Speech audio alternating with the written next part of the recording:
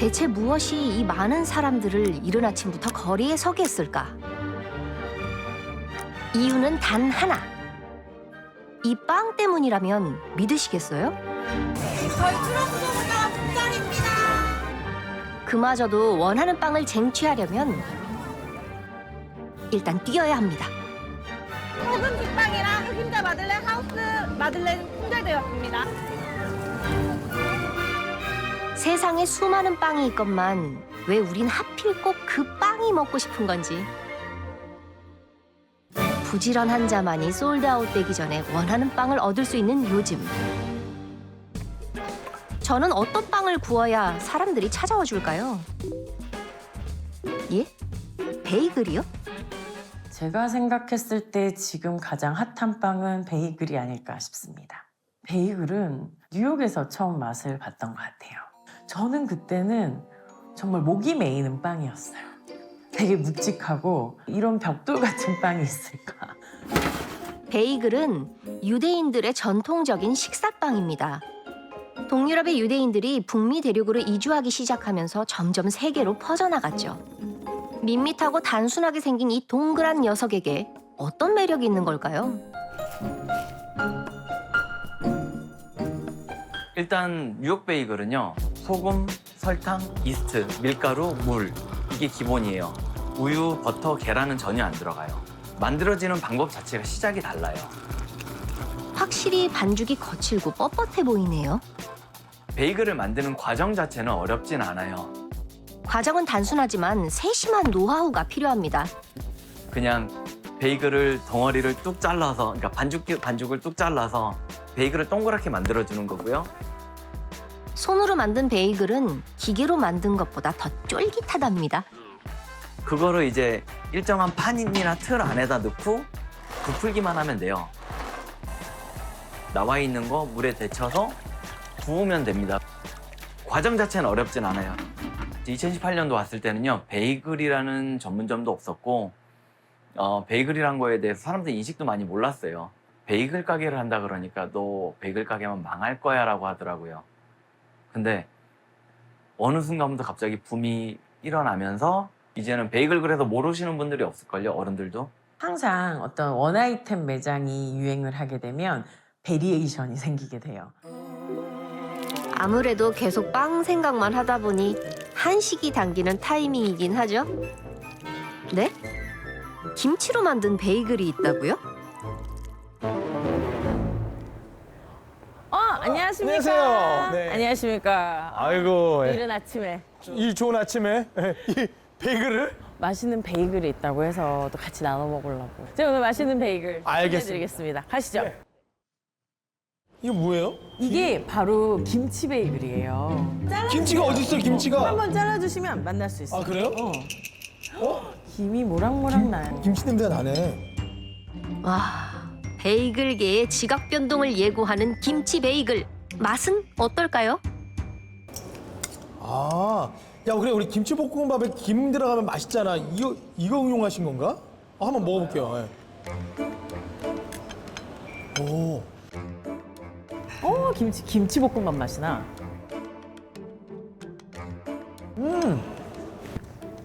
크러스트네요. 빵을 감싸고 있는데 들기름 향이 나.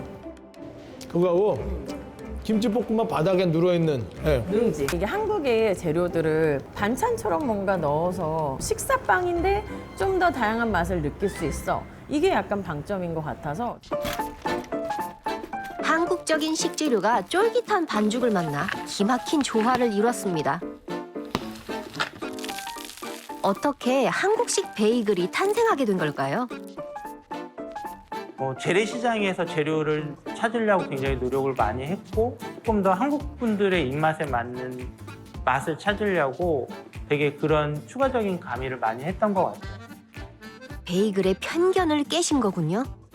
그 틀을 좀 벗어나고 싶었던 것 같아요. 그냥 사람들이 생각하고 있는 기존의 상식에 대한 틀에서 좀 벗어나서 와, 이것도 맛있구나 하는 거를 좀 보여드리고 싶어서 굽는 방법도 도전이었습니다.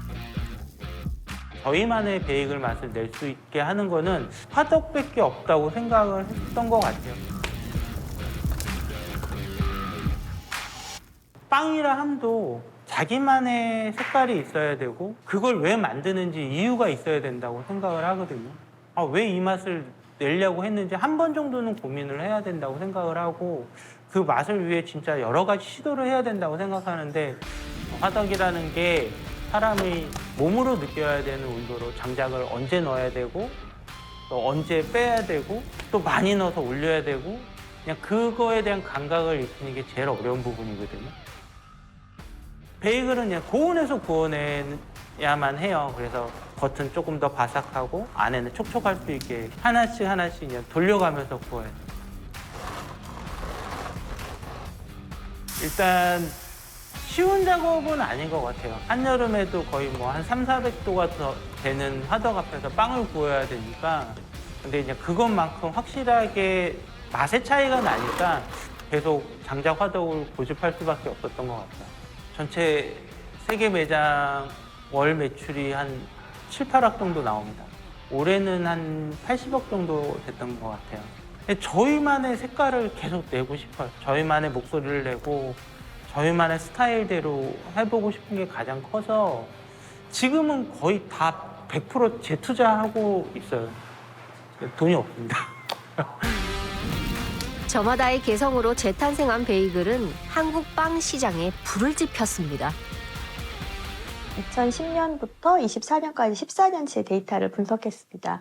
보시면 코로나 전까지는 식빵 선수가 1등이에요. 코로나 전까지 10년의 기간 동안 1등이 바뀌지 않던 시장에서 이제 코로나가 일어나고 나니까 해마다 1등하는 그 선수들이 바뀌고요. 또 그 선수들의 피크 치는 피크 폭도 굉장히 높아집니다. 그 양도 월에 2만에서 4만 건까지 단일 품목이 올라가고 있습니다. 코로나가 일어난 이제 20년부터 굉장히 이 디저트와 빵류들이 상승폭이 굉장히 커집니다. 디저트 시장에 뭔가 엄청난 움직임이 있구나라는 부분을 데이터를 통해서 포착할 수가 있습니다. 모임이나 여행이 제한되었을 때 사람들에게 줄 수 있는 작은 위로는 식음이었거든요. 그런 중심에 디저트와 빵이 있다고 할 수가 있겠죠. 빵 언급량이 가장 먼저 폭발적으로 늘어났던 건 도넛이네요. 저도 기억이 나요. 도넛 가게 앞에 사람들이 길게 줄 서는 모습을 본 적이 있거든요. 우리가 알고 있던 도넛이지만 정말 다른 식감을 제공하고 정말 다양한 맛이 있어 라고 사람들이 자기 SNS에 보여주었을 때 다른 사람들이 거기에 반응한 것입니다. 사람들의 반응을 보고 다양한 도넛집들이 생겨났죠. 그러다 보니까 도넛이라는 시장이 생겨난 것입니다.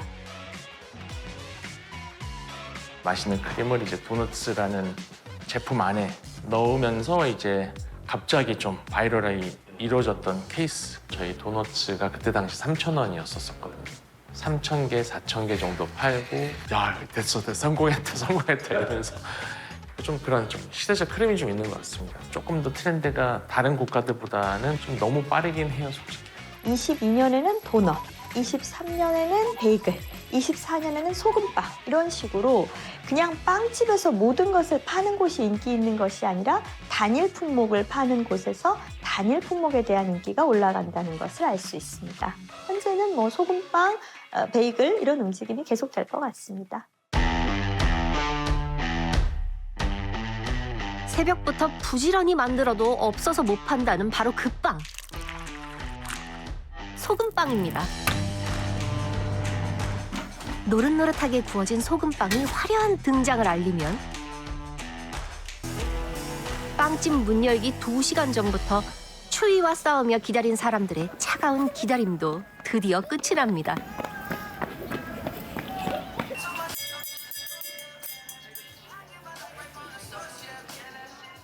고생한 걸 생각하면 기념사진은 필수입니다. 남녀노소 할 거 없이 소금빵을 즐기는 사람들 사이로 유독 외국인 관광객이 눈에 띕니다. 日本の東京から来ました。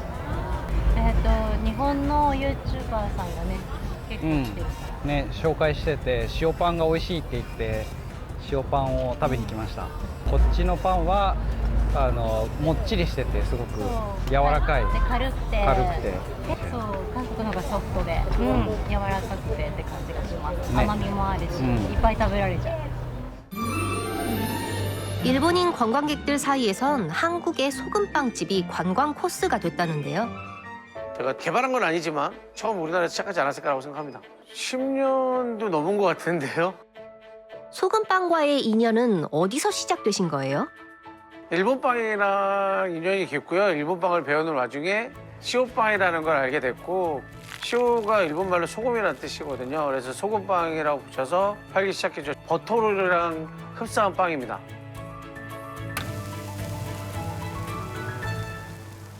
소금빵을 만드는 부인환입니다. 처음에 시작할 때도 이렇게 인기가 많을 거라고는 상상도 못했습니다. 만약에 이유가 있다면 단짠? 단짠을 좋아하시는 것 같긴 해요. 아, 한국인이 가장 좋아하는 맛이 단짠이잖아요. 소금빵을 좋아할 수밖에 없는 이유가 있었네요. 근데 소금빵 때문에 일본까지 가셨다고요? 시오빵이 왜 탄생을 했는지, 만든 사람이 빵을 만든 이유, 뜻, 어떤 목적으로 해서 만들기를 했는지를 알아야 거기에 맞춰서 저도 제 방식으로 바꿀 수 있을 거라고 생각했거든요. 황매종이라고 시오빵을 처음 시작한 곳이라고 유명한 곳에도 가서 셰프님도 만나보고 일본의 바닷가 마을 에히메현의 한 빵집에서 시작된 시오빵은 더운 여름 어시장 사람들이 고된 일을 끝내고 염분 보충용으로 즐겨 먹으면서 입소문 났습니다. 바게트를 굉장히 좋아하시는 셰프님인데 바게트의 특성상 일찍 말라서 시간이 지나면 먹기 좀 어려워집니다. 그래서 그걸 좀 더 긴 시간 동안 먹을 수 있기 위해서 약간 소프트하게 만드시는 게 시작이었다고 해요. 일본의 원조 시오빵을 연구해서 한국인이 좋아하는 식감의 소금빵으로 재탄생시켰답니다. 저희는 쫄깃한 식감을 좋아하는 것 같아요. 찹쌀처럼 쫄깃쫄깃. 반죽을 쳤을 때 애기 공둥이 같은 부드럽고 탄력 있는 그런 반죽 상태가 좋다고 생각이 들고요. 이렇게 쭉 늘려보면 투명하다기보다는 약간 반투명해 크리미한 막이 생기는데 그 막이 보일 때까지 반죽을 치면 네, 잘 쳤다라고 얘기를 하는 거죠. 올챙이 모양으로 성형을 한 후에 밀대로 길게 밀어서 안에 버터를 넣고 동글동글동글하게 말아줍니다. 반죽을 촘촘하게 말면 좀 더 촉촉한 식감을, 느슨하게 말면 바삭한 식감을 즐길 수 있습니다. 소금빵의 성공 여부는 오븐 속 버터의 활약에 달려 있는데요. 안에 버터를 넣는데 그 버터가 흘러나와서 바닥이 튀김처럼 튀겨집니다. 그게 바삭바삭했을 때가 가장 맛있는 소금빵이라고 생각해요.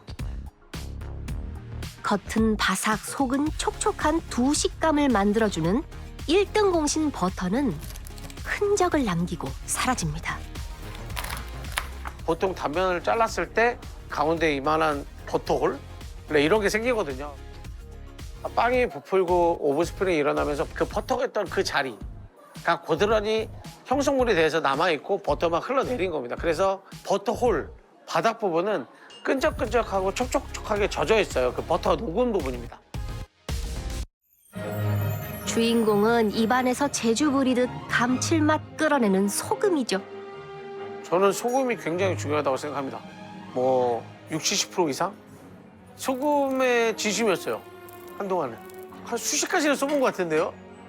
황실, 프랑스, 해수염, 죽염, 토파념, 그리고 가루, 꽃소금, 굵은 소금, 해초, 볶은 소금. 소금이 그만큼 중요합니다.